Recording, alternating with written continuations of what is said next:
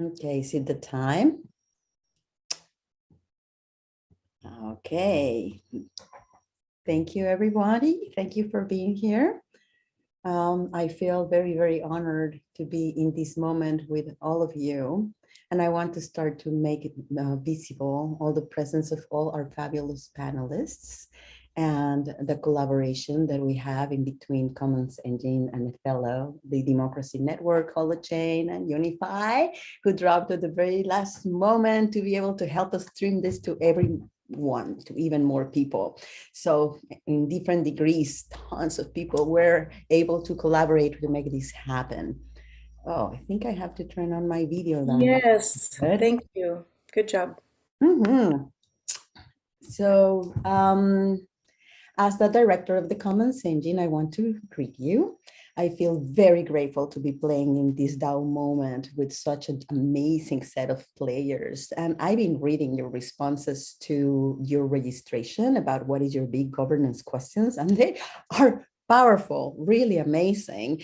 So we use them to be able to design the session, but not get to all of them. They're potent, but I can tell you that we are taking them into account so that after when we come with more materials and things, we'll be able to be in service of even more layers of what these governance and DAO questions are about. A little bit of context about Commons Engine is a service agency for living systems and the commons. We focus a lot on holochain. And in this current moment, we're directing our energy towards emergence. Like we're constantly going like, where is it going things? And right now, DAOs as new social organisms that are applying and building Web3 tech infrastructure, from DLTs, cryptography, decentralized software, are the thing. So we want to be able to manage ourselves, to coordinate our actions in a distributed way. And that's what we're doing, friends. And this is not new, but there's new forms and new vehicles are coming to life. And for us, the aspiration is to hold the commons is the center of the sphere of actions for the DAOs that we are part of. So for those that need a little bit more definition about the commons, we refer to them as a physical, non-physical resources that are vital for our planet to thrive, like atmosphere and ocean and food, but also like genetic knowledge and data and information and diversity. And we believe that there's no commons without common thing, meaning social practices, agreements, social codes to be able to manage them. After all, that's what humans were invited to take a step into helping Earth to keep thriving and keep thriving, to go into thriving, let's put it that way. My good aspirations. Currently, as we know, the social code of our systems of governance incentivize extraction, exploitation, and they don't really apply to the current evolutionary moment. And they're carrying all distorted behaviors that are not in consideration of the carrying capacity of our beloved planet and in the best interest of all living beings. For those that of you, because I have many friends that are coming today that are interested in lands-based DAOs, we published a lands-based directory that you can follow in our Twitter. And we are going to publish right now work all around the crypto commons because we want to be able to bring the balance in what Jordan names as a casino capitalism that is rampant in the space. And of course, we're grateful that DLTs, distributed layer technologies like blockchain and holochain, are sparking our imaginations and to make it now, it's more visible that there's a global movement that holds the promise to revolutionize the way we store, distribute, and access all, the value, like to change the ways in which we do distributed and open societies. However, this disruption is mostly focused on underlying tech and tokenized solutions, and which, in some ways is kind of a new cup, old wine. And we want to be able to see what is next. What if we go and take a step not only into the realm of cryptography and blockchain and encoding everything, but actually in filling into the commons. And what is that middle point? What other things are there that are possible? And we'll be talking about that during our session today. I'm a true believer that there's abundance for all and that we need to expand and extend our reach out of the gold rush that we seem to be in and have deepened considerations for all life. So the more we feed and we step into that curiosity, as Shelley names it, this curiosity for all life, and we have and focus more on what we can become, the better we'll be able to then program those aspirations, those values, those codes into our technologies and be able to support all life. Because without that biggest aspiration for all life, for me, all the technology would be meaningless. So with that being said, I want to express my gratitude to John and to Ben West and Andrea and Jason and the incredible team of Othello, which we've been amazing partners in the field. They have been leaders in this field of governance and democracy tool for more than a decade, win prizes, have mobilized billions of dollars of treasury of people, making decisions on how they're going to use the money, co-budgeting and having better operational capacity and structured governance for DAOs is what they've been doing in the recent months. We've been working together, and in this journey, there's been a lot of delight and a lot of alignment to be able to see that Holochain is a DLT to serve the needs of democracy in the DAO space. So they have a commitment to refactoring Holochain. Hooray, and to build a coherent and effective global coordination toolset for digital democracy.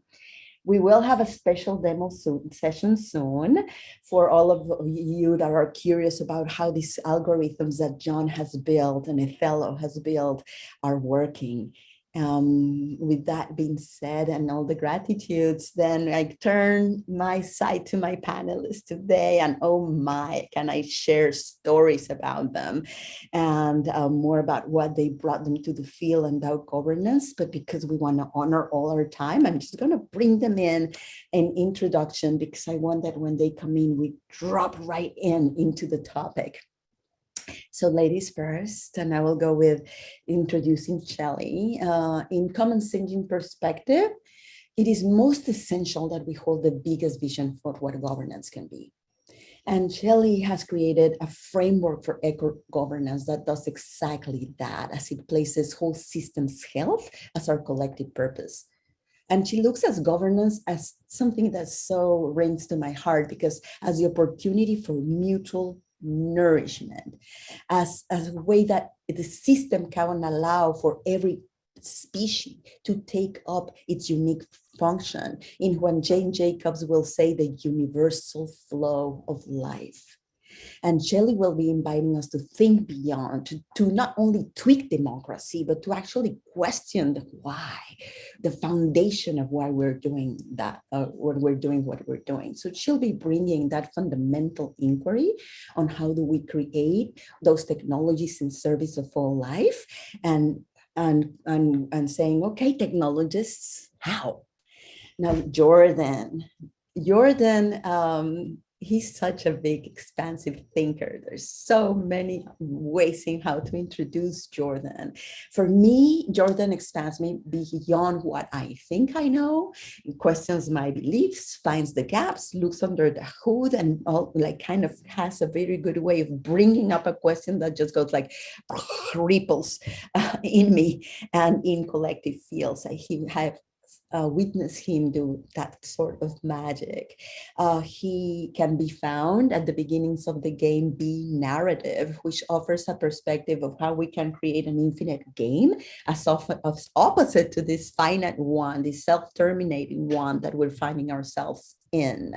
In his DAO Moment article, which we'll post in the chat, he invites us to occupy our proper positions as custodial species of the whole natural world, to become alchemists as the moment when the evolution of Web3 is shifting from an unconscious game theoretic causal biological process, to quote him, into a conscious evolutionary process. So welcome, Jordan. And now John is our mathematician and CEO of Othello. He's been such a joy to work with, and he's been creating this platform and enable DAOs to create a governance structure that when I go inside of the hood to all the DAOs, I go like, oh, they need you, John. They need your algorithms to harness collective intelligence to solve the complex problems. To be able to, Othello wants to, it helps identify what is least polarizing, what can be broad and supported solutions to very divisive problems. And how Othello has built and supports a flexible library of these interlocking decision tools and flows that fuel really a revolution in governance in what is can be very flexibility and innovation. And I love that when we meet, he's always looking beyond, he knows what he has and he knows there's a more and more that needs to happen. So thank you, John, for that constant innovation and inquiry that you're bringing into the space. And Eric Harris Brown, well, we go long ways. And you can identify him as co-founder and co-architect of Holo and Holochain, this beautiful data integrity engine for distributed computing. No coin and currency associating, no miners, it's no central servers to be censored, really good ways to be able to own our data, to control it. I mean, it's just so part of the narrative of our time. And Eric invites us to see the core of any system as DNA. And that DNA, he says, seems to leave a deep trace on how a system evolves, on what is capable of and how it looks like.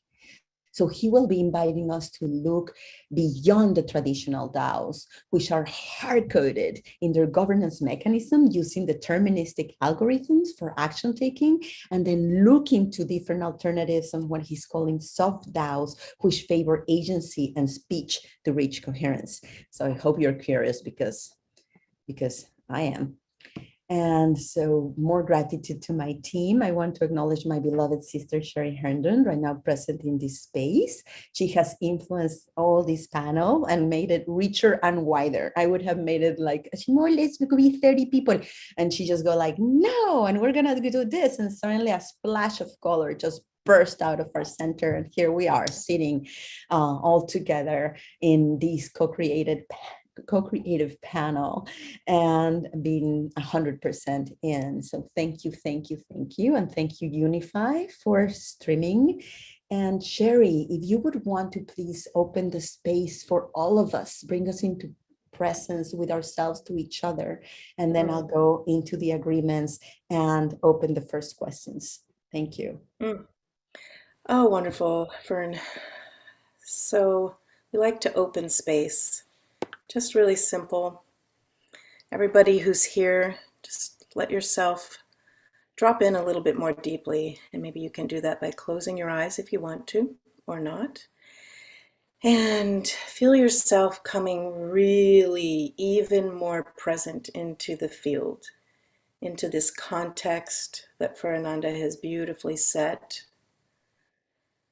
Just notice the quality of your own being and presence, and how we're in a vast field with 90 some people. Some you know, some you don't know. Just notice the quality of energy in the field. Your own body is a tuning fork. And invite your essence, your deepest knowing, your intuitive guidance system, to feel the expansion of what is possible here in this space. What's really going on here? How does the field feel to you? How do you bring your presence, which is so valuable, even more intimately into this space?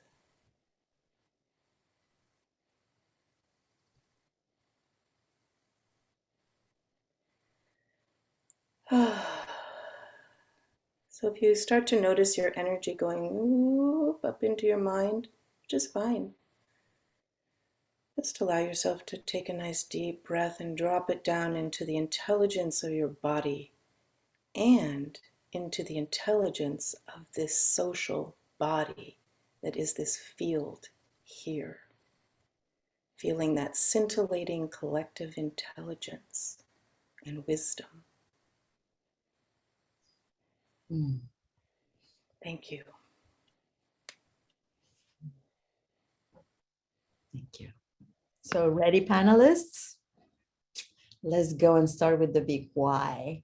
And not the why around, oh, all this sucks and then we have to do differently, but mostly evolution, the 5,000 feet, the things that inspire you, the vision of what is possible, what with governance, what is that we need to be able to serve life and shift this pattern that we're currently in.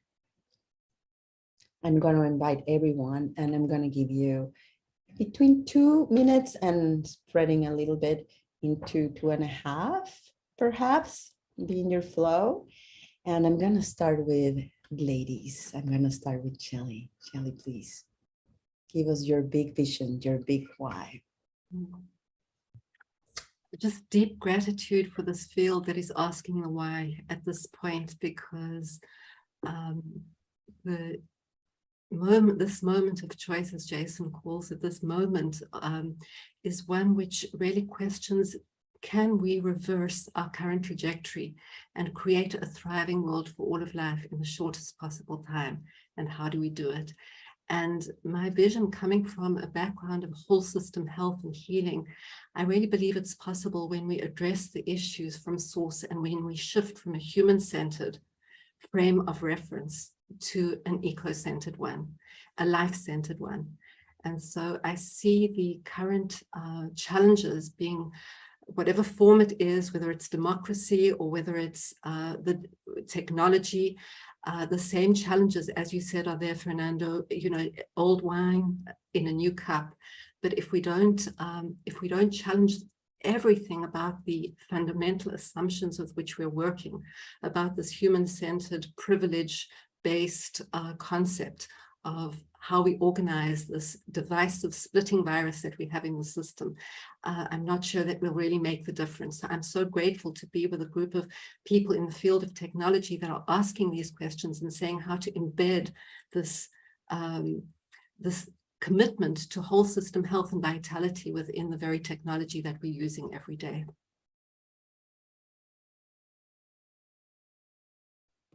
Super precise. Thank you, Charlie. And so we go to, what is yours bigger vision, Jordan?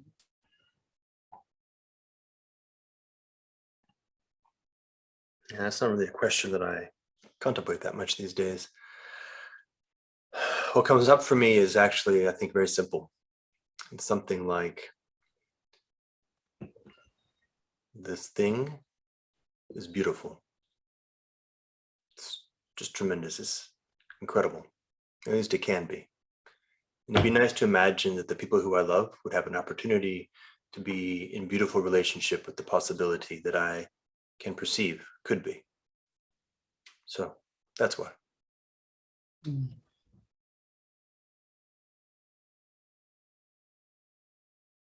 John.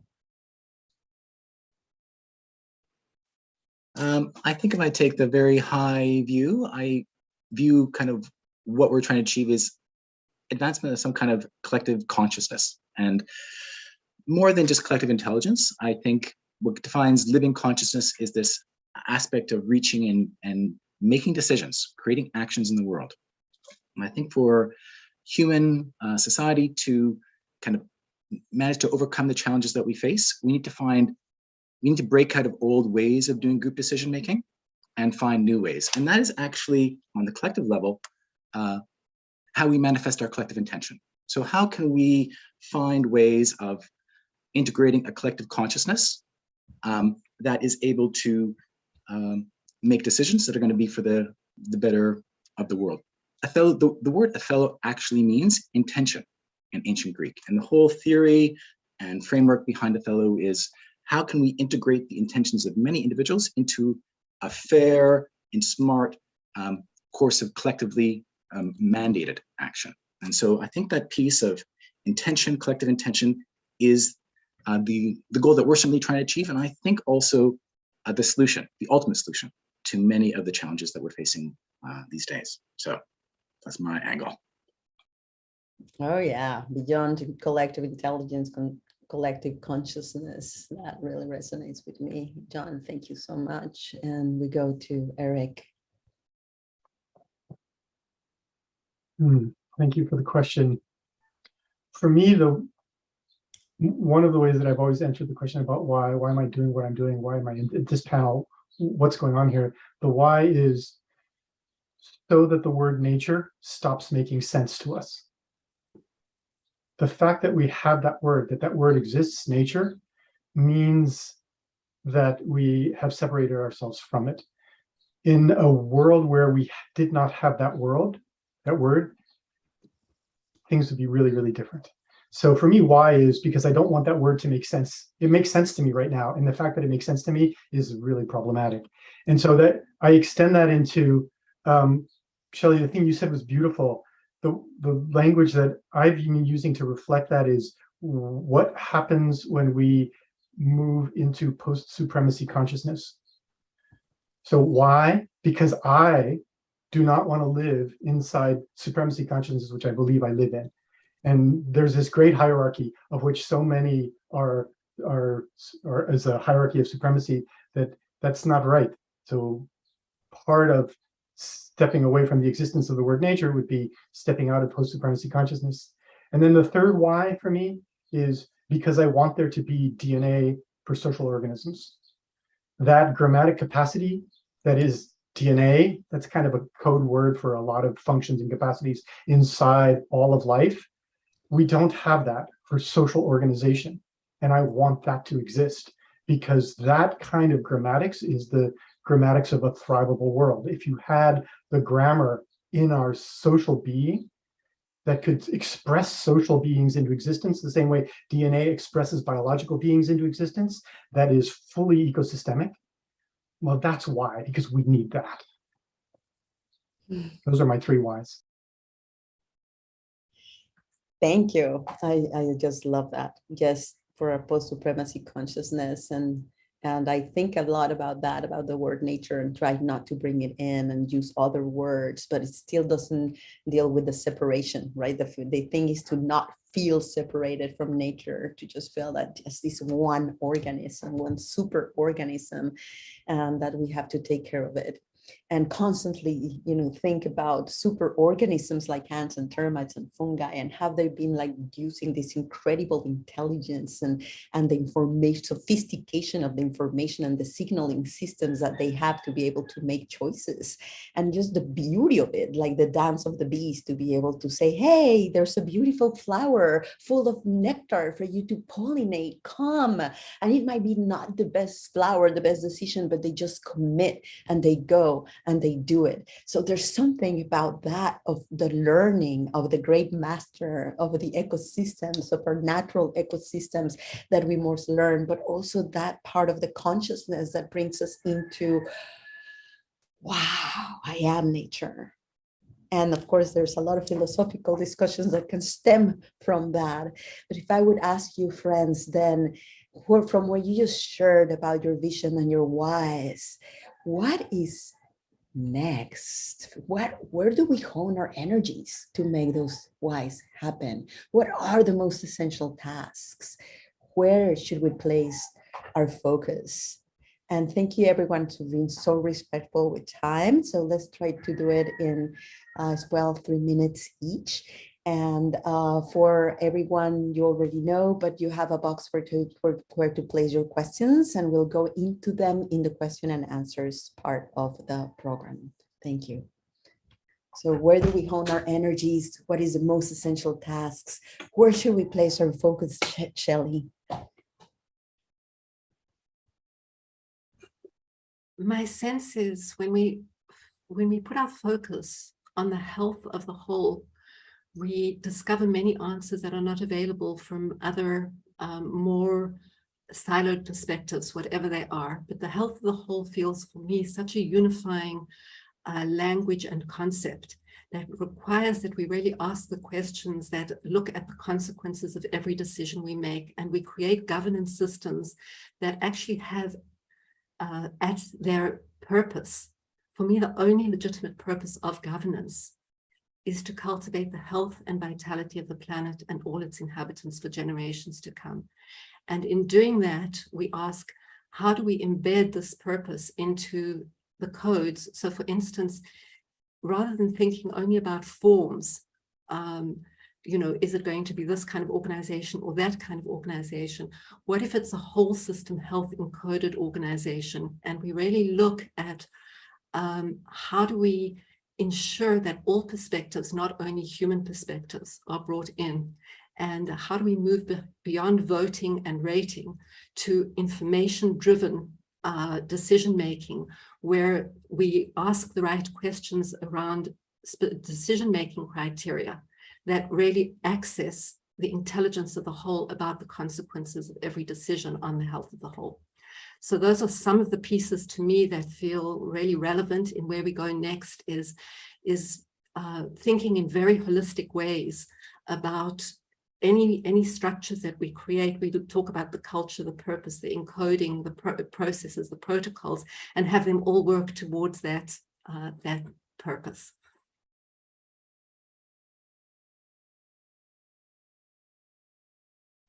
So we start to see more and more of that arising and weaving in between the different visions, and how then to start seeing what is that golden thread that will get us into more and more practical part of our discussion.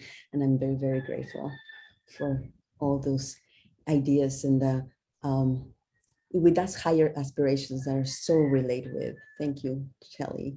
And I'm going to change the order a little bit, and I want to go to John first and then to Jordan. Thank you, Fernanda.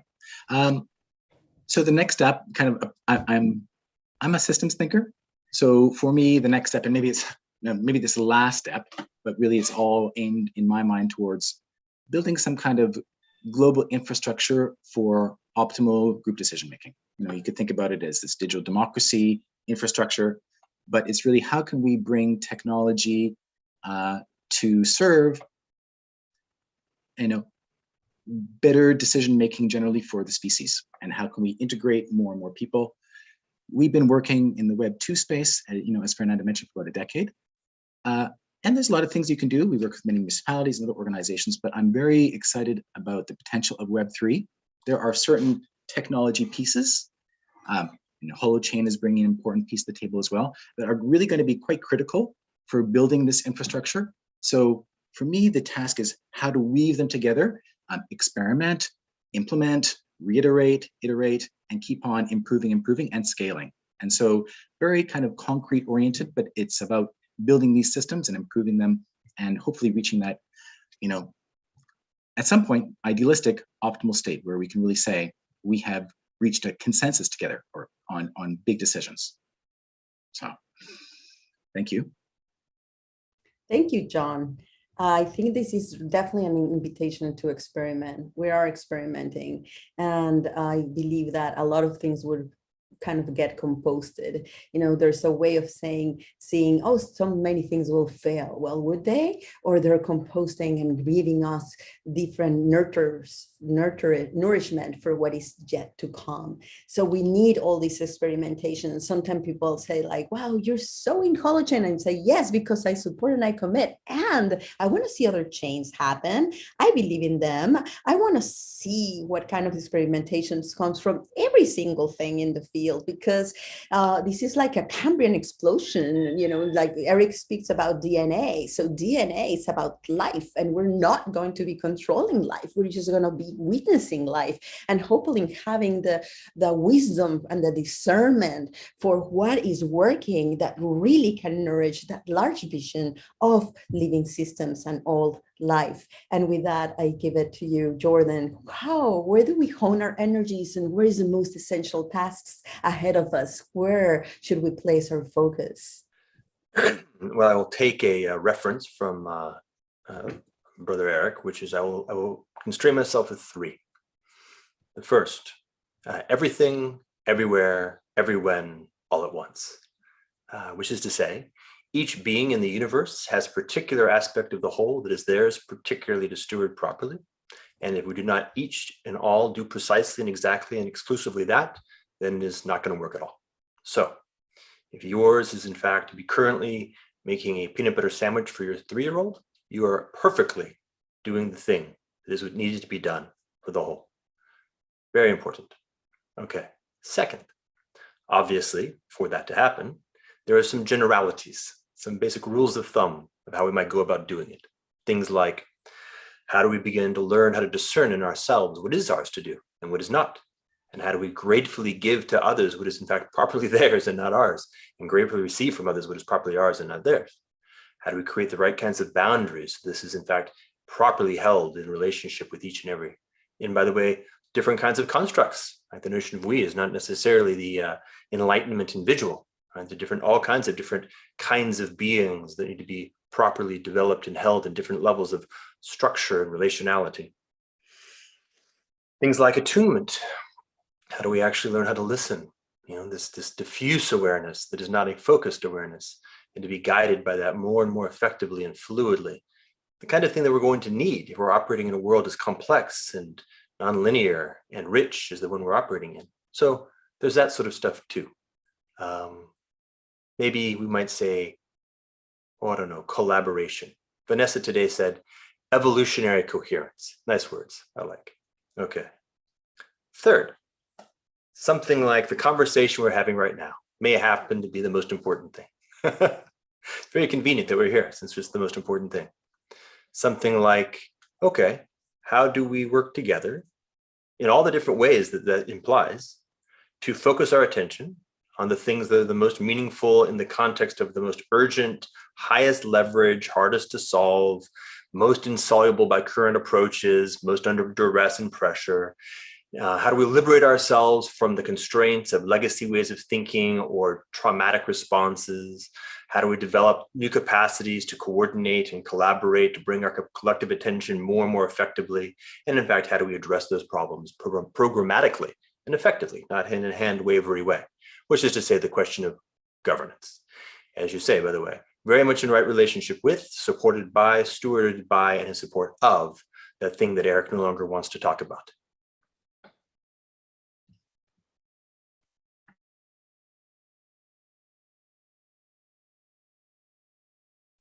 Sorry, the chickens and the roosters are doing their thing, their most important thing. So it's like I mute so that we're not necessarily bringing them in, but they're in the conversation. And I think that was your cue, Eric.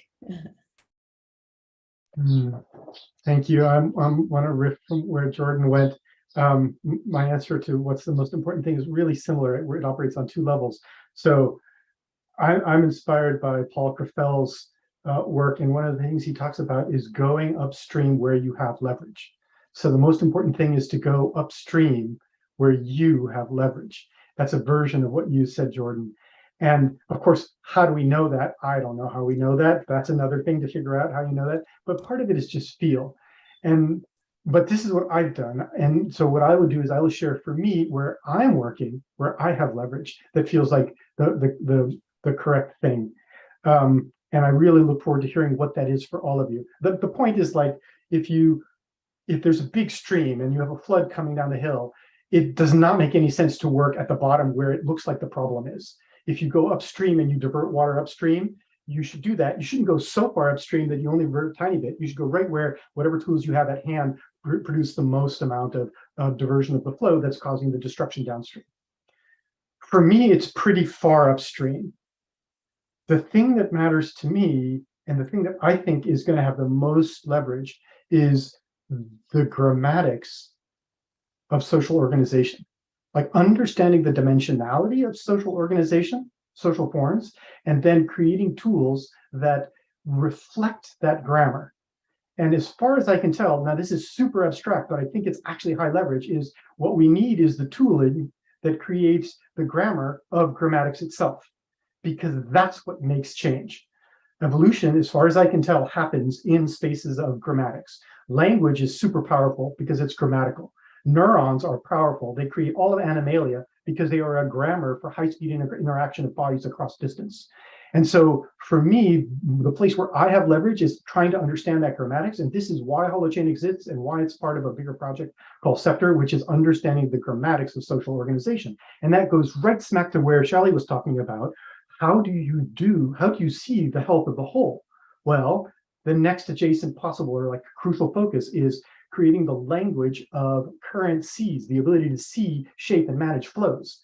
And if we have that, then we can create what we like to call a holoptonet, I don't know, fancy words, for being able to see the whole and interact with it, because you've been able to embody those flows into informational systems that we can create on the fly, that are actually expressible in real time by groups and people who want to do that. And those kinds of currencies are statements in governance. They are statements in understanding value flows. They are the ability to see those value flows. And then one tiny little piece, because this also adds in, it's part of the energetics of this, is membranes. Governance is so dependent on understanding the dimensionality of membranes. What are membranes? How do we create the boundaries between us that such that they are interoperable, that we can operate together, yet we can be protected. We can understand what's in and what's out, and understand how what's in and what's out relates and how they nest. Like that, the grammatics of membranes are absolutely, I think, critical as a place to focus. And so those are some of the things that I'm focusing on. I'm so impressed how you are super precise with your timing. Thank you. You're just like, you practiced before and you didn't tell me.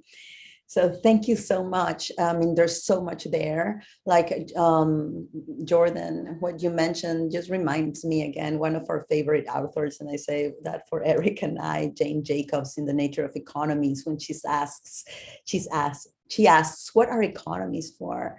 And the answer is to partake in your own fashion in a great universal flow.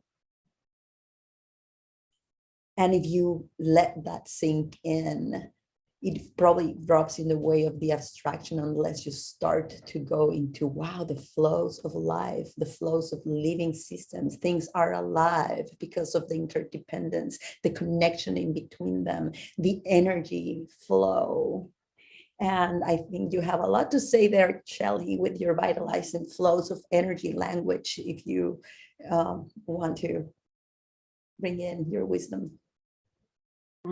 Thank you. Yes, this conversation feels so rich. And so just a couple of associations. First of all, the grammar. And so for me, the question is, what is, I love that, because how do we learn from nature? What is the nature? What is the grammar of nature?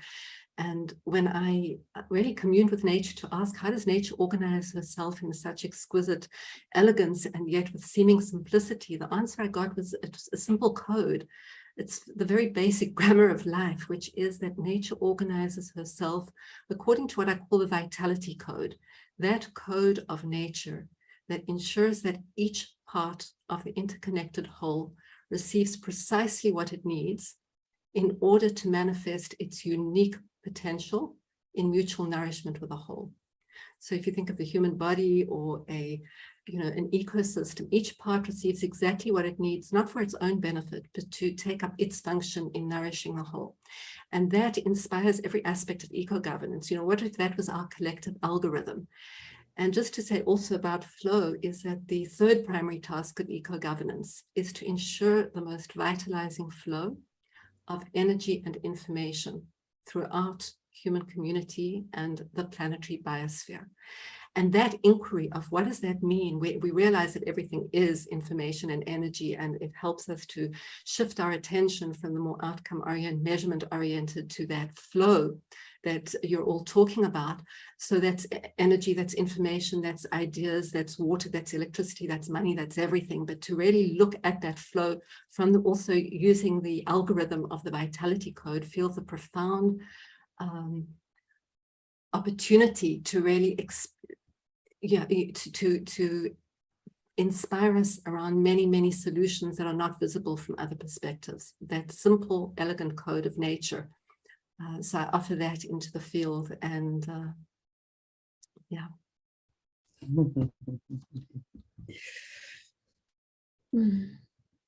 All species, big and small, have the ways of bringing their wisdom and caring for all. They have these beautiful ways of serving life and even to use resources that are infinite, right? Like carbon and the sun and just like to bring more value. And we know that the species that use the less resources and bring the highest amount of value have the most possibilities to survive. So we have a lot to do, friends, because that's not us as humans, not yet anyways. So we have a big task, and looking at the flows from that flow-centric perspective of saying, okay, what is the flows that we need? How do we mobilize resources? You know, we start to understand in the sphere of governance, all that has to be is about how we manage those resources, how we make decisions, how do we resolve conflict, how do we avoid risk, how we do what superorganisms do, which is a very simple purpose, which is to ensure that that the species will survive and that every generation is stronger. And that then sorry, with that inspiration in mind, the inspiration of the flows, the inspiration of the grammars, let's start looking then into the DAOs. What is the importance of DAOs? What is the relevance of DAOs? What is the opportunities of DAOs in this space of open societies and democracy? And yeah, I think that's pretty much it. And I think this time I would probably want to start with you, Jordan.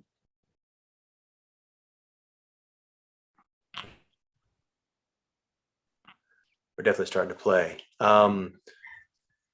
First, I would just like to point out for the universe that up until this call, I am reasonably confident that I had no awareness of Shelley at all. And this fact is delightful to me because what she just said was fucking magical. And I would say, by the way, that I can, to the degree to which it needs to be defended, I can defend that principle in about 37 different paradigms, and each one closes perfectly. So yes to that. Okay. Let's see, what is mine to bring into this particular inquiry? Let's start with a few different things. Okay, you said democracy, and I will delete that. Say, not democracy. We're operating in a legacy frame that began with people writing things in books that they could share with other people, more or less.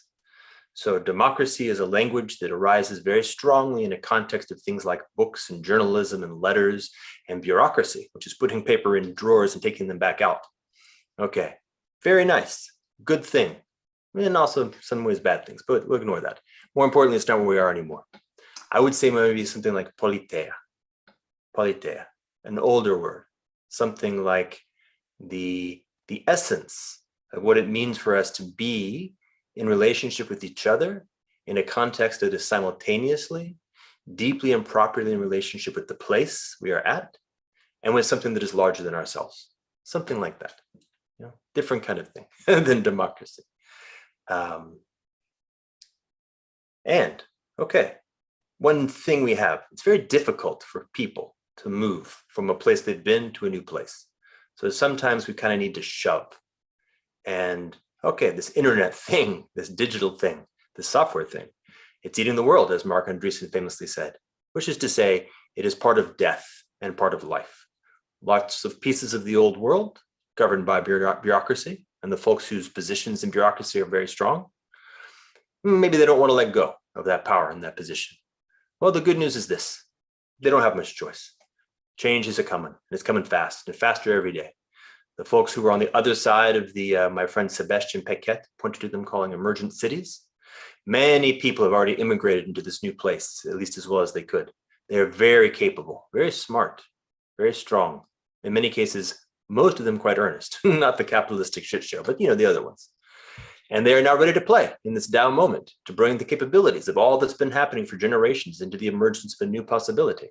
It's going to be a big shift. So that's one piece. Right? This piece of the DAO is in many sense just the statement of a new possibility, really significantly new. Like, come on, we haven't updated even our more basic governance technologies since the 1950s, honestly. A lot's changed. Okay, just update by itself. Just by that by itself is enough. But there's a lot more, right? Because as I said, the story's a lot bigger than just the last 70 or 80 years. What else? One more piece, and then I'll stop talking for now.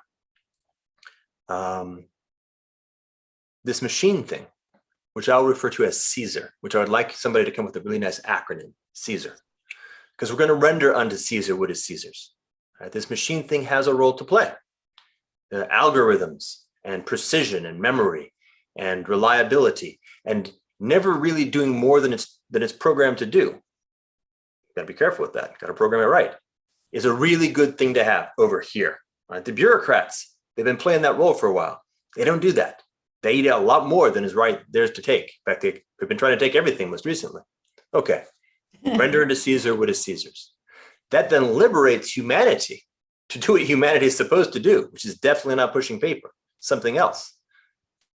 And finally, nature, which again, I agree, new kind of thing. Let's call the whole, which also shouldn't have a word for it. So we'll call it the DAO, since the guy once said, we're not going to be calling it that. The way, yeah, that's nice. So there's something about that, right? There's three aspects here. What is the proper role of machine? What is the proper role of human? And what's the proper role of the DAO in this thing we were talking about? Bring those three things into right relationship, and we're in a different place.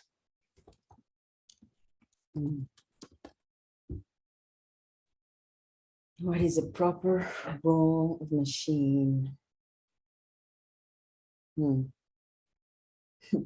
Yeah, and our relationship with each of them, our own relationship to the whole, our relationship to machine, and what was the third one? The relationship to Humanity, ourselves. Yeah. So we take that point of view, we go from that. How do we spin this? John, what is for you to share? Well, I'm thinking about both Shelley and Jordan's comments, but I'll start with the DAO. I think particularly Web3, and what makes Web3 interesting in this question. And I think one of the core pieces is it's laying down this infrastructure for honesty or accountability, you might say. And we've seen the benefits of it, where we look at energy types of currency. You know, I give you some, you receive some, I let go of mine, you gain something, and there's a balancing of the books that happens. And that's why, you know, currencies have blown up, because they've been able to tap into this underlying structure, and it is a critical component of economic interactions. But there's another type of conservation of energy, you might say, that is really important in moving forward. And I think that's the conservation of influence. So in the formation of a collective intention, you know, a group comes together, we make a decision together, there's flows of influence energy from all the different participants into that final decision outcome. And it's very important that we have a fair accounting of those flows of influence energy so that it's fair. You know, if social contracts are not fair, they fail. And that has kind of been the downfall of so many collective decision-making processes, is cheating in the distribution and use of influence. But, you know, if currency is a form of energy, right? Intention is also a form of energy. Think of everything we see in the man-made world around us. What's the initiating energy for everything? Well, we could say, well, somebody picked up a shovel and they started building a thing. Okay, somebody got the money to build the shovel. Okay, you trace it all back. At some point, someone made a decision. It all starts with someone making a decision somewhere. That's the starting energy for just about everything. And I think we need to recognize that's a very important part of humanity's relationship to nature. So you put bacteria in a petri dish, it will grow and consume all the resources of the petri dish until the petri dish is completely consumed. They die in their own waste, right? And we are kind of back in that spot. You know, we have yet to demonstrate that as a collective, we have the same level of intelligence as bacteria in a dish, because we don't seem to have any constraints on our willingness to grow to the bounds of our carrying capacity. So we have this task that we have to do, which is to bring our ability to make decisions in line with our power, right? And as long as we have this imbalance happening, where more power than intelligence in our group decision making, we're heading for destruction, and destruction of a lot of nature as well. So focusing in on what, for me, if I go upstream, to use Eric's analogy, and kind of what is the source of the problem, it's how can we find systems, build systems that can weave these intentional energies together in a wise way that is going to lead to all these important, critical impacts in our ability to be in alignment with nature and to conserve it, to protect it, and also to protect ourselves, right? Because we're going to kill ourselves. So that's a kind of a scattering of a bunch of thoughts, but there we go.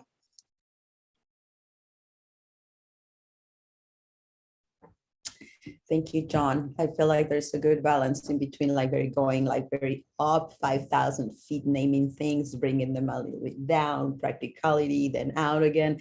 And I want to go to a question of, I want to go to leverage again, and go, Eric, into where is the places we have leverage right now to be able to create, design good currencies, design good ways of making visible, enabling, shaping these flows, the incentives, the intentions, the rewards, all of it, what is our places right now? What is our most, what is that you see as a place of leverage that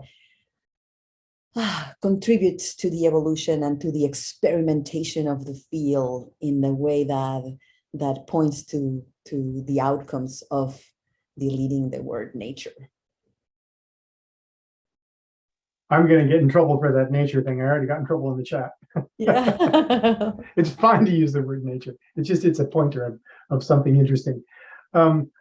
Yeah, I don't know. Like, that's why we're having this discussion. This is why this panel is here. It's like discovering points of leverage is hard, I believe. I don't know what those are.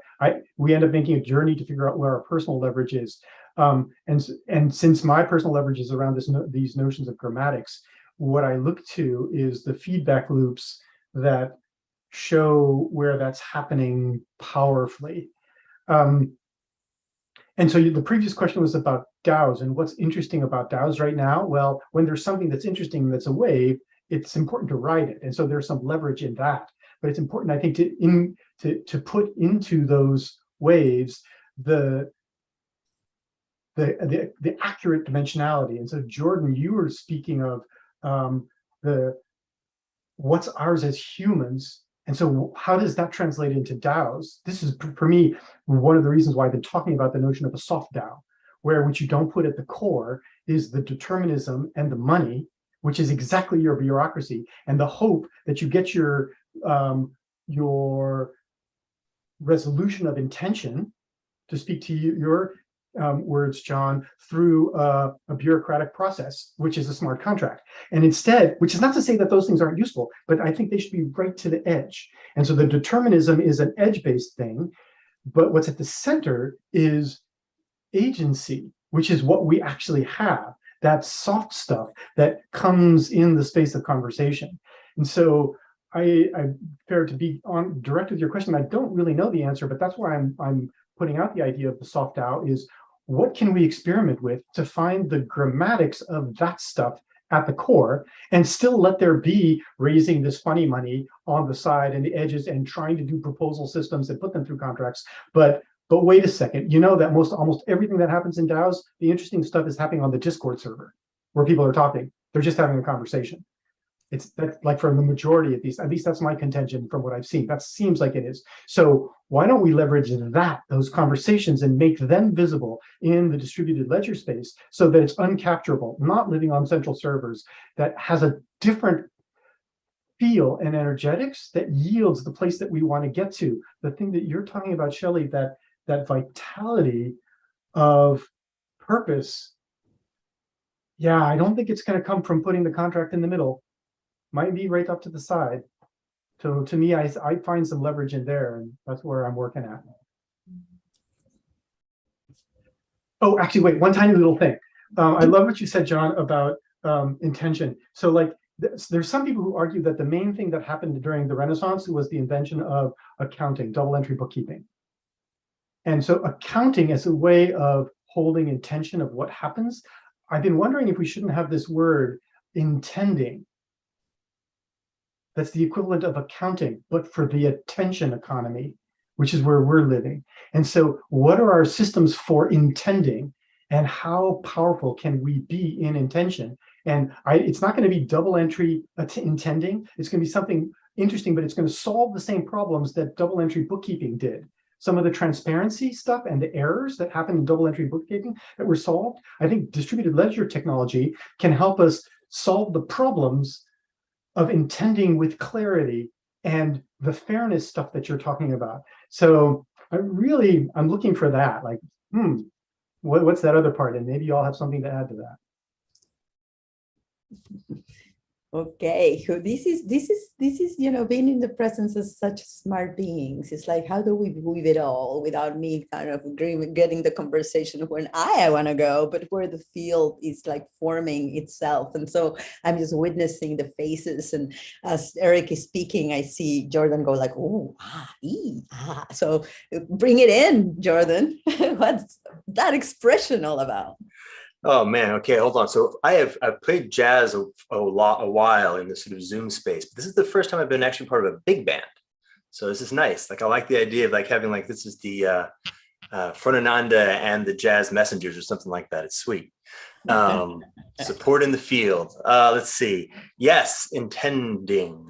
Let's just do that for just a second. And then I've got a part 2. So part 1, values. Right, the field of questions, right? Then one of the things we get hung up on is we confuse means and ends. We confuse our purposes and our values. If we can articulate what are the values that we're intending to serve by virtue of what we're doing, the degree to which we fuck up and not being able to do it well can actually be ameliorated over time in a collaborative process, while the values can be held with clarity and with integrity. For the most part, those aren't in conflict. For the most part, the conflict comes in the mediation, in the process of realizing them into the world.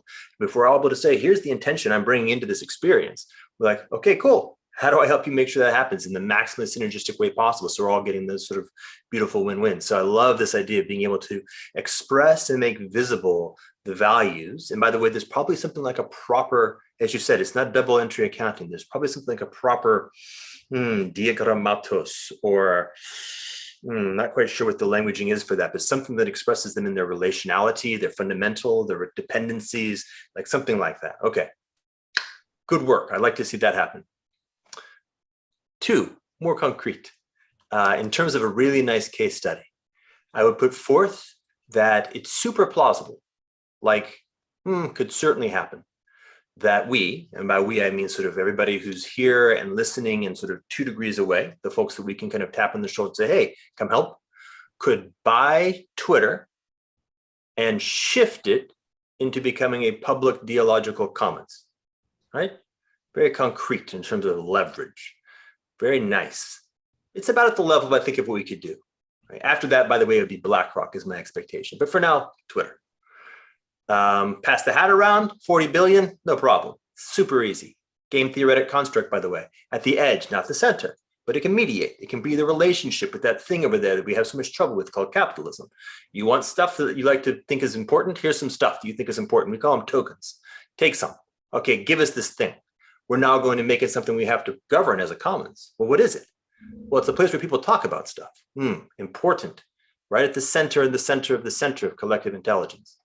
What I'm hearing in this room right now, I'm hearing a lot of possibility. My sense is we know what we need to do, or at least we can get there in the time that we have. So I put that into the center as a thing.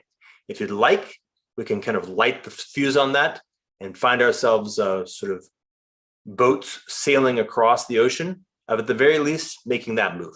Acquire Twitter, move it into the public commons, try not to fuck it up too badly. Oh, I have so much to bring, and I'm like wanting to see like more of Shelley's genius on the code of abundance. And probably if you can bring that in, Shelley, and then we'll bring the people in, because what I feel is that this orchestra is wanting to be bringing in the violins that are present in the back and all, like going like, yeah, this and this and this. And so start the questions and answers. Will definitely, I feel myself like short on time for all that needs to happen, all I want to say, all I want you to be able to say. So But definitely the piece that comes when you said we confuse our values and virtues. And then if we want to be able to have a simple code, Shelley has brought in a code of abundance. If you can share that, Shelley. Well, yeah, the code, the vitality code I shared is a code of abundance, because when we are all invested intending, I love that, which, you know, when the entire system is intending the same thing, to look after the good of the whole, to look after the health of the whole, and we all work to this code, we hold each other mutually accountable to that code. We become curious about that code. So that code is to ensure that all parts of the whole receive exactly what they need in order to manifest their unique potential in mutual nourishment with the whole. And another way I talk about it is receive all you need, to give all you can, to become all you are.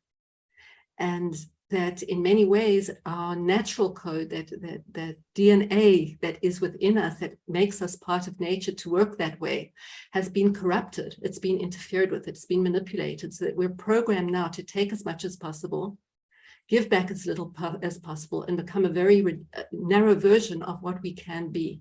So how do we return to that natural code that is within us, and where every part of the system is actually activated to explore that? And how do we use that as our algorithm for Twitter, for social media? What would social media encoded with the vitality code look like, where we're really working with healthy media for a healthy earth? It's not neutral. It's not there for whoever has the most money to buy it. It's there in order to be able to hold each other accountable for what is healthy communication. You know, free speech has replaced the concept of healthy speech. It's been also abused, that concept, in so many ways. So this, when we learn about the language of health, health doesn't compromise. Nature, it's either healthy for the flow or it's not healthy for the flow. And that can become this non-personal algorithm. It's beyond personal preferences and agreements and opinions. And we bring in the diverse perspective like nature does, is it's so many streams of information converging at any decision-making point, not only human minds and human, you know, I often say that uninformed humans can't make informed decisions, and none of us can make real informed decisions without ensuring that all perspectives, human and non-human, are taken into account. So when we work with Vitality Code, you know, we give back 99% of what we don't need, even 100, and create abundance very quickly. I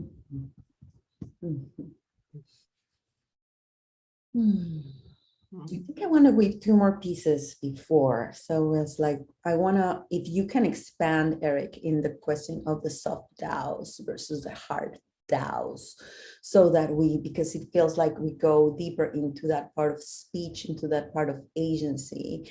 And it's not to say, wow, some things can really work with smart contracts and tokens, but don't tokenize everything. Be careful, choose wisely.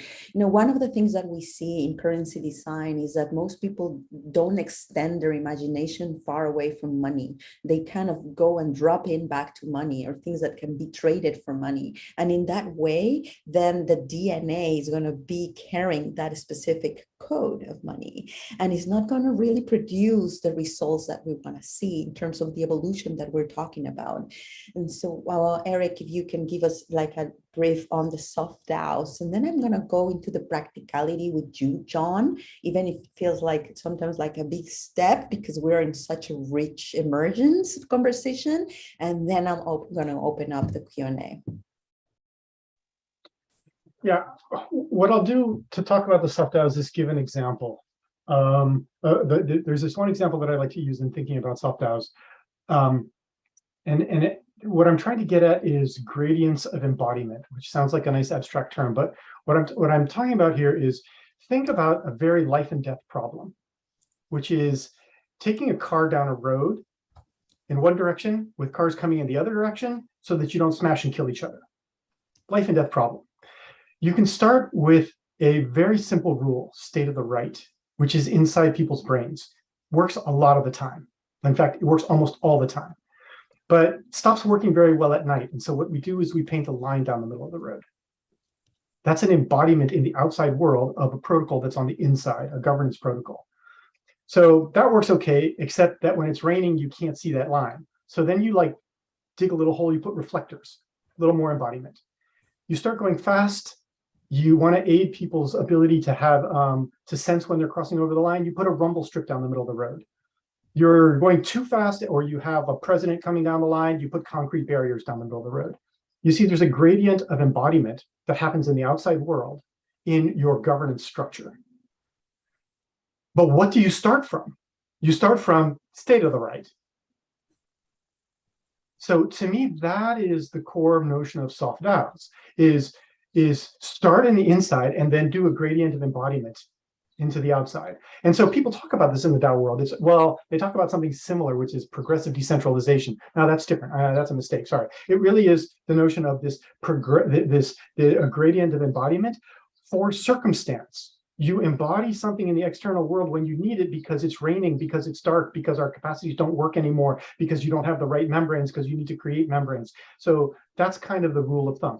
But what I want to note is that there's also a gradient of embodiment that happens on the inside.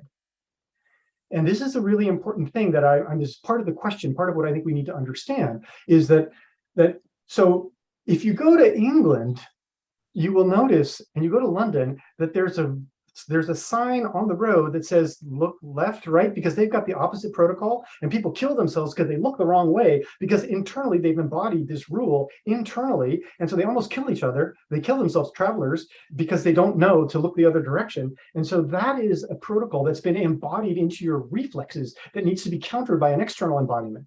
And so there's this other thing that happens, which is the internal embodiment of governance, which is also something we call culture.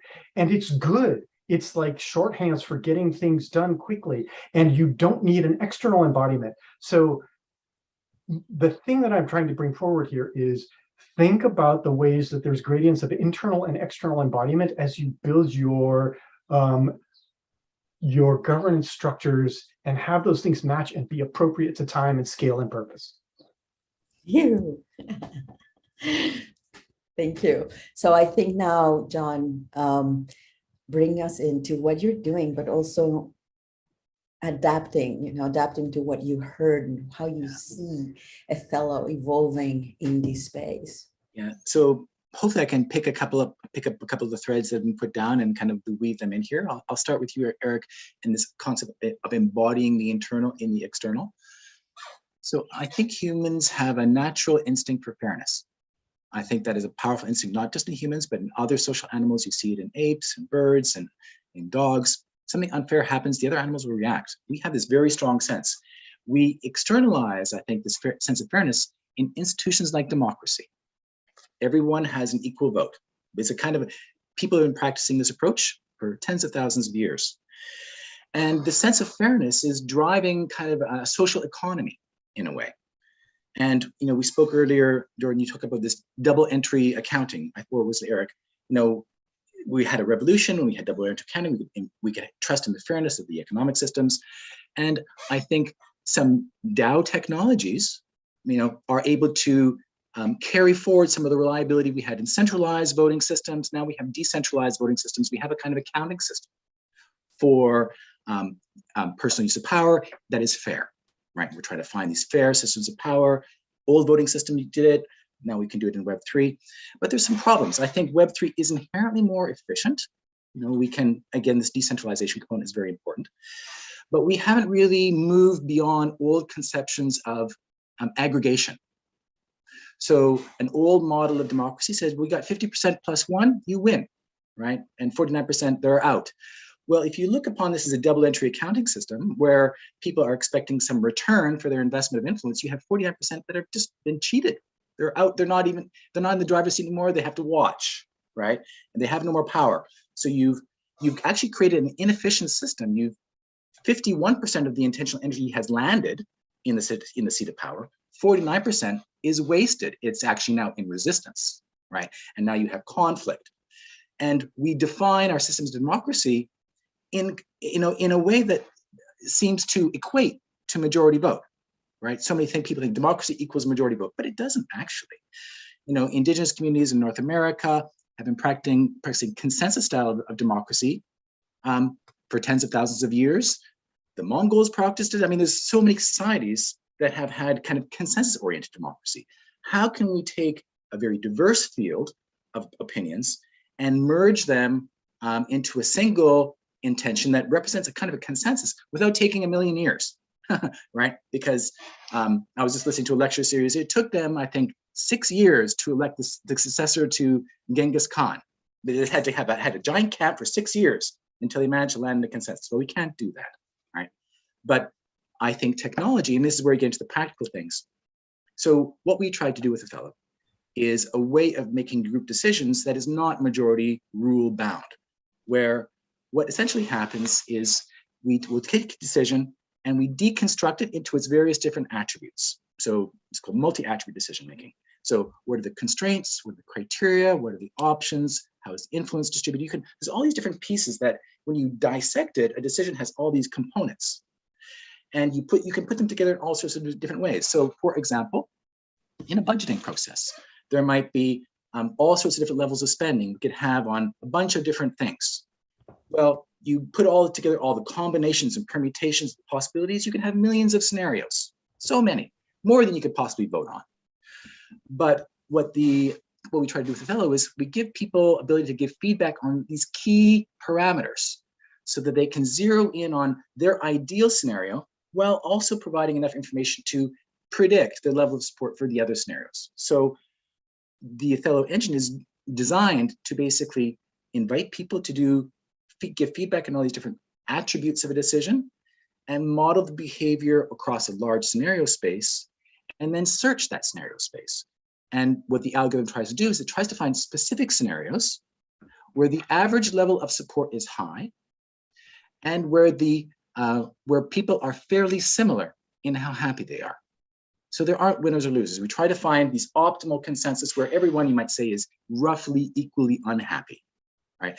And what you can do is you can take very diverse and divided and contentious groups, but if you break the decision down and make it complex and realize the complexity of it and represent all the possible scenarios, there's usually some scenarios in there where you're leaving people roughly equally happy. And we've done this a bunch of times now. And for me, that is, rather than double entry accounting, I might say the conservation of intentional energy. How can we take this energy from all these different individuals and conserve it so that as much as possible lands on the final outcome? And then you have a united community that can all focus their energy on the execution of that final outcome. And that is power, right? And to this point, democracy has been hobbling along, weak, limp, never really having very much power land on these final decisions. It's, elected oligarchies representing some small minority population, financed by special interests. How can we move beyond that into a very efficient system of aggregation of collective intelligence and decision making? So that is kind of what we tried to do with the platform. We're partway there.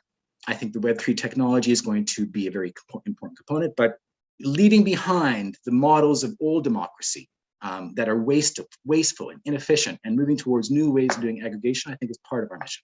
So that wasn't so practical, but maybe I can just add a practical point. We've done, many hundreds of these processes now, doing strategic planning, policy, financing, granting, etc.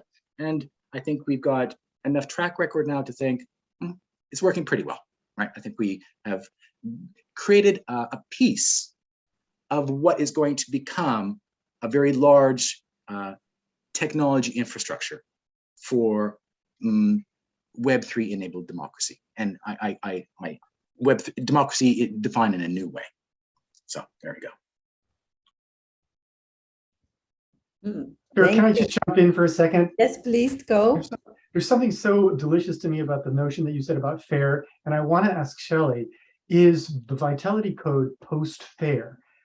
I wonder if fairness is one of those things that we only really live into because of the limitations of democracy. And so I know the data about animals and so on, but there's something about appropriateness and equity rather than equality and like getting past the I gotta get mine fears that we're so used to. It does get activated, but I feel like what you're talking about, Shelley, is post-fair, and which is not to say that we don't care about fairness, but it feels like such an important part of this in governance. Maybe this is not where to go, but that's what just popped out at me.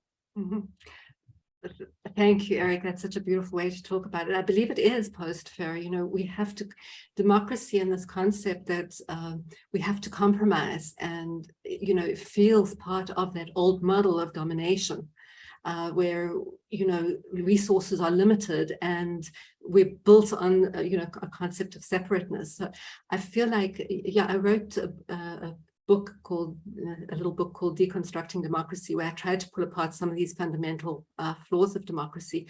And just also, if we're talking about grammar, I'll just put in one thing. I'm thinking about decentralized autonomous organizations. And what is the languaging that we're implying in this? Is it great to be decentralized? And what is centralized? What is our picture of centralized then? What are we reacting to? Is it great to be autonomous? You know, what are we reacting to? So, you know, this is all kind of counter-dependent in a way, and it's not coming from a new language, because I think in nature, is it centralized or decentralized? Is it autonomous or is it interdependent? You know, I see it as more as both and interdependent. So if whatever we put into the languaging, you know, it comes from somewhere. So it's just an invitation to really look at what is implicit in what we're talking about, and question even that at this point of such fundamental questioning. And if it was centered, you know, like I would say it needs to be heart-centered and life-centered, which is both in all parts of the whole and beyond the whole. So we're all aligning with something that is beyond, an intelligence that is beyond each and us, and yet we hold it within our own very being in the center of our hearts. So thank you. Ooh, where to go? What is the next melody, the next note that needs to be brought in? And since we have like very little time, I'm gonna bring the voice of the collective in, and I'm gonna throw us the first question that came through that chat space. Also knowing that my own energy is pulling into more of that music, please, more of that. Can we pull the whole, you know, like symphony that then we can share with others? So very much divided in that little constraint. So the first question I'm going to bring from that comes from the audience is from Charles, and he says, what could wise contract mean? Integrating into our agreements, wisdom in the sense of wholeness, in sharp contracts to collective intelligence, not grounded in ethics, damaging and dangerous. So how would wise contracts look like, if there's even something like of that sort? And whoever wants to take that in.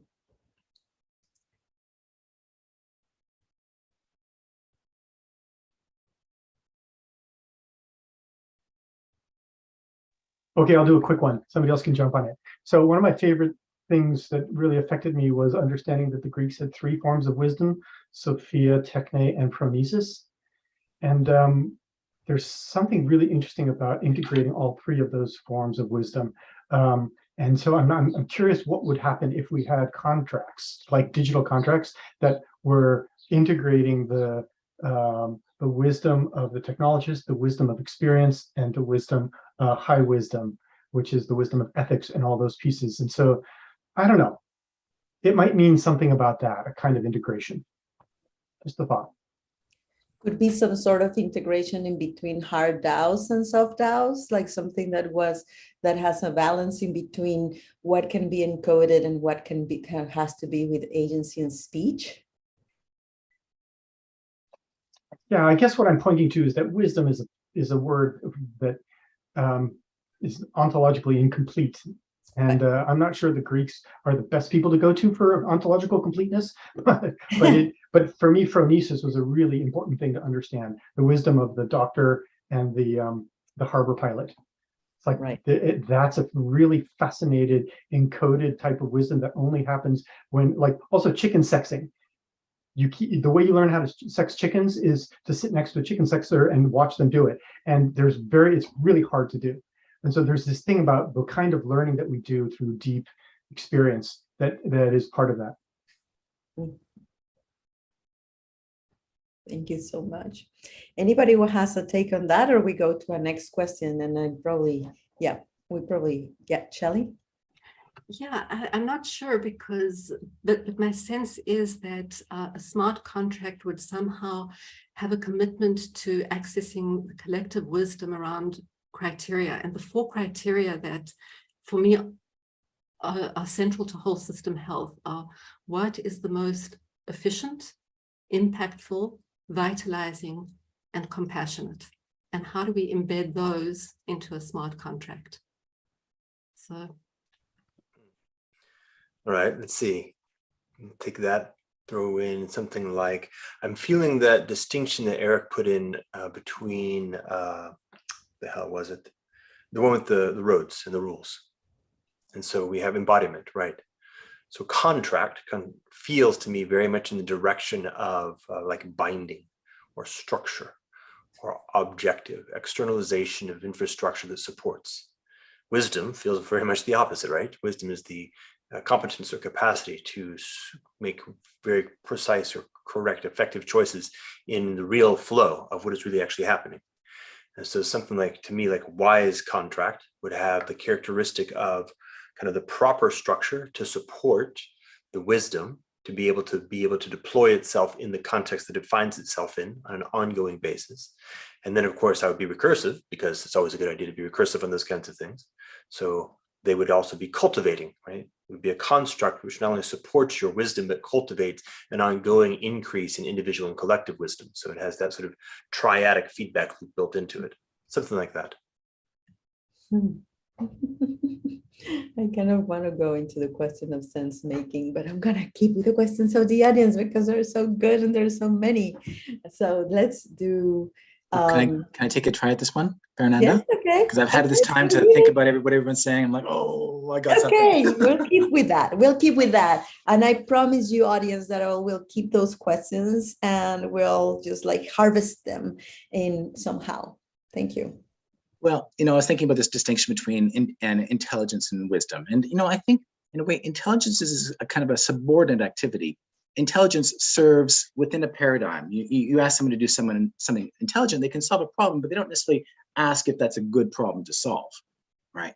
So wisdom has this ability, I think, to step out and question, is this even, should we even dedicate our energy to this, right? So it's possible to have very unwise, smart answers, right? If you don't step back and question things. And I think the distinction is intelligence can almost exist in kind of an informational thing. You have the smart answer, the right data, the right analysis. Wisdom is about action. Is this a good thing to do? Is this wise to do? We have, smartness can help us execute it, but should we even, and I think that's where wisdom comes in. It's just stepping back and say, okay, there's a smart answer here, but is that really what we want to do? And that's where I think wisdom comes in. So there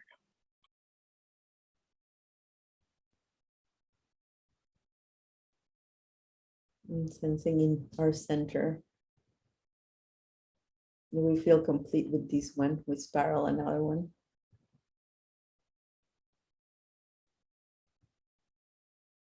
And you panelists have you can see the questions. So please, this is in this moment, a moment where we could either also answer to people in the chat, or we can just like, hey, Fern, bring this one. So super open to our collective sense making. And for now, I want to bring, because we're talking about adjacent possibles. And within that, so Mark says there's a gap in between individual practices of sanity, openness, interbeing, and group societal versions of those. So how do societies, or how do subsets of society hold adjacent possibles that open up emerging futures that guide intentionality?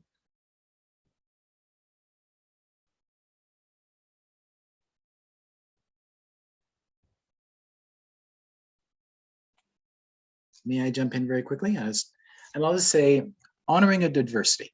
I'll keep it short. Honoring protection of diversity and flowering of multiple voices.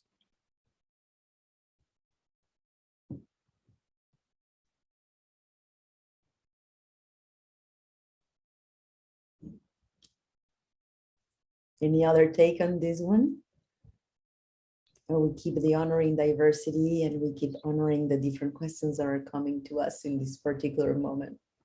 So I want to honor this question. I think it's a really hard question. Like, it hits me as super powerful because I know adjacent possible is one of my favorite terms, because I'm always thinking about what is the adjacent possible, not the thing that is 2 steps away. And so what I'm really focusing on is the question of hold, right? Hold is the key of the question. And to me, this goes back to membranes and expanding our understanding of membranes and membranics. So one thing that I notice is that there's often a lot of resistance to in-groups having spaces for themselves because we can feel excluded. And it can be really dangerous in power dynamics. But there's something so important about creating spaces where certain things, where coherence can happen. And there's a lot of danger in that as well, especially because we have so much overreach and membranes that make it impossible to be part of the coherence of thriving that exists right now.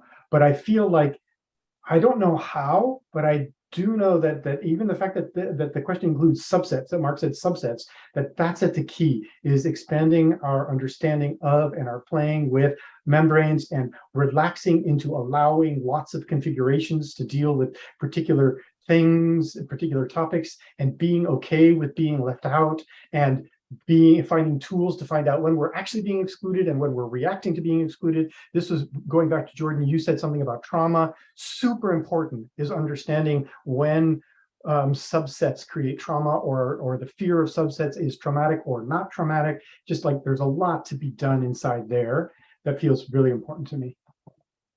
I don't know the answer, but I think this is a great question. All right, hold on, Fernanda, can I? Please. All right, so the sense, I think, grounds very much in what Shelley was bringing. Something like, almost like relax. You know, remember, this is a very natural thing. This sort of, we already have this. We have to stop fucking it up. So that's what I would say. Stop fucking it up. Allow ourselves to just do the thing that nature is already doing quite well and is ordinary. And these kinds of things are very ordinary. We just have to sort of realign ourselves. This is, you know, it's funny because it's almost like the trauma, right? Oh, okay, it's trauma that's causing the trouble. Heal, come back to fluidity. Like we are naturally flexible and able to be fluid in these ways. By the way, we're naturally just flexible enough, right? It's want to be like water, not like steam. So that's what I would say. You know, something like learning how to heal back into a well-integrated wholeness. And then just remember, that's our natural state. So can I add something here? Yes, let's add something and consider those like our closing comments. And then I'll just like weave that in and then, yeah, end the session. Thank you. So thank you also for bringing in water at the end. You know, there's so much that we can learn from water, and just inviting people who don't know about it to look at the proposal for a world water law, which to me is an adjacent possible, that if we all actually come together around this unifying force of water and ensure that all are held accountable for our impact on all water everywhere, everything would change. There are whole system healing, you know, that's part of a very simple proposal for a world water law where humanity can unify around.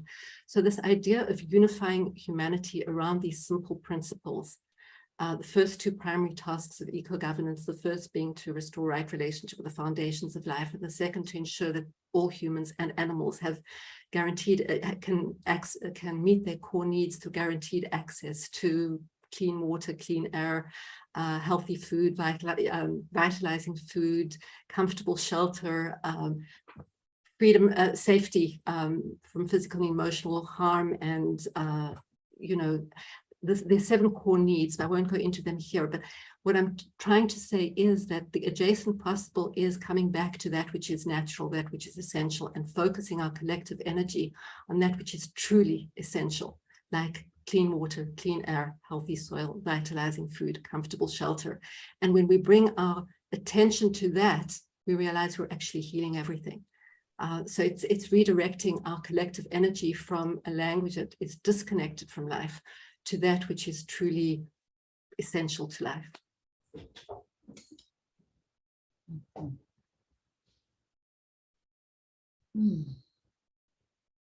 There has been so much said in the space, and if I would definitely consider this beautiful group of panelists as a superb design team, definitely want to bring on, if you would want to have like a fabulous system of governance, we could weave in and weave in and weave in and just come with that experimentation and fail and do the adjacent possible and find our leverage and bring our gifts and just like, so the invitation for all of you in the audience is please keep creating, keep experimenting. You might find yourself in a wild solution, something that is totally radical. Just keep doing it and know that whatever the outcome, it is going to be beautiful and is going to bring leverage to everyone because we will learn, and we're as much learners as we are right now practicing, and we are embodying these new systems. It's within all of us, as Jordan said. We can be fluid. We can be fluid in it without having the fears of, as Eric says, inviting us to just not feel that we can be left out. We have to work on that language. Sometimes our membrane, is supposed to be someone not in that particular group or in that particular center. And you know what? Trust it. It might be just fine. Let's find the ways in having that sense making, that ways of seeing what is emerging. I think that the experimentation right now is so potent, so creative, because we are invited to be creators and we must get really good at it because the stakes are so, so high. And thank you everyone for all your time. Thank you panelists for saying yes. Thank you my beloved sister Sherry for going with me hand in hand. Thank you Othello for all the resources that you brought to the space and your wisdom and what you're bringing in the now to be able to embody DAOs and governance. And all of you, blessings, blessings, blessings, because I know many of you have different degrees of experimentation, and just like go for it, friends. We're in this together. Thank you so much.